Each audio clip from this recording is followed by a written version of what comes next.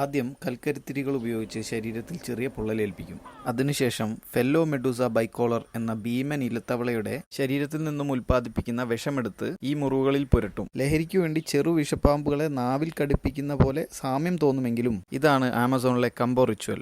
വിഷാഘാതം ഏൽക്കപ്പെട്ട ആൾ സെക്കൻഡുകൾ കൊണ്ട് ഒരു പ്രത്യേകതരം ഹാലൂസിനേഷൻ സ്റ്റേറ്റിലേക്ക് പോകും. ആളുടെ ഹൃദയമിടിപ്പ് ഉയരാൻ തുടങ്ങും. മിക്ക ആളുകളിലും വൊമിറ്റിങ്ങും ഡയേറിയയും കണ്ടുവരാറുണ്ട്. ചില ആളുകളുടെ മുഖം വീർക്കാൻ തുടങ്ങും. ഒരു 15 മിനിറ്റിലെ ഈ ബോഡി റിയാക്ഷനുകൾക്ക് ശേഷം മനുഷ്യൻ്റെ ഉള്ളിലെ അമാനുഷികത ഉണർത്താൻ പറ്റുമെന്നാണ് ഗോത്രവർഗ്ഗക്കാർ വിശ്വസിക്കുന്നത്. ആമസോണിലെ ഗോത്രവർഗ്ഗക്കാർ ഇത് ചെയ്യുന്നത് വേട്ടയാടാൻ പോകുന്നതിന് തൊട്ടു മുമ്പാണ്. 50 മീറ്റർ ദൂരെയുള്ള ജാഗ്വറിനെ സ്മെല്ല് കൊണ്ട് കണ്ടുപിടിക്കാനും പടുവൃക്ഷങ്ങൾക്ക് മുകളിലുള്ള കുരങ്ങിനെയും കിളികളെയും ഒക്കെ കാണാനും കാടിന്റെ ഒരു ചെറു അനക്കം പോലും കേൾക്കാൻ പറ്റുന്ന രീതിയിൽ കേൾവിശക്തി വർദ്ധിപ്പിക്കാനും പറ്റുന്നു എന്നാണ് ഗോത്രവർഗ്ഗക്കാർ ഇതിനെപ്പറ്റി പറയുന്നത്. വേട്ടയാടുമ്പോൾ ഇതെല്ലാം വളരെയധികം ഗുണം ചെയ്യുന്നത് കൊണ്ട് തന്നെ ബൈബലിന്റെ ഭാഗമായാണ് ഇവരിത് ചെയ്യുന്നത്. എന്നാൽ ഇത് ഇന്നത്തെ മോഡേൺ സമൂഹം സ്പിരിച്വൽ അവേക്കനിങ്ങിന് വേണ്ടി ഇതിനെ ഉപയോഗിക്കുന്നു എന്ന് പറയപ്പെടുന്നു.